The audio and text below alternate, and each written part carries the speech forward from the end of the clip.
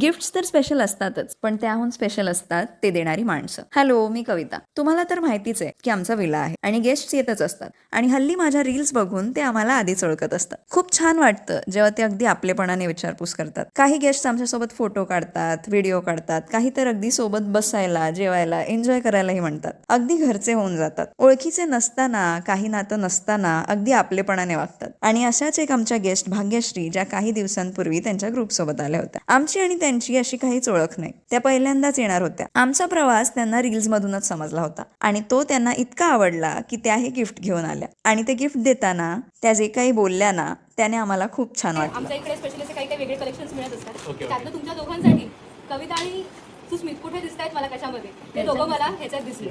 तर हे त्यांनी दिलेलं गिफ्ट. यामध्ये त्यांना मी आणि सुस्मित दिसलो आणि हे मी असंच जपून ठेवणार आहे माझ्याकडे कायम. Thank you so much Bhagyashree ma'am या गिफ्टसाठी आणि थँक्यू आमच्या सगळ्या गेस्टना जे आम्हाला इतकं प्रेम करतात. आणि आम्ही खूप ग्रेटफुल आहोत की आमच्या प्रवासात इतकी चांगली चांगली माणसं आम्हाला भेटतात. तर तुम्हाला कोणी असं स्पेशल गिफ्ट दिलंय का, हे कमेंटमध्ये नक्की सांगा आणि पुन्हा बघायला नक्की या कविताची गोष्ट.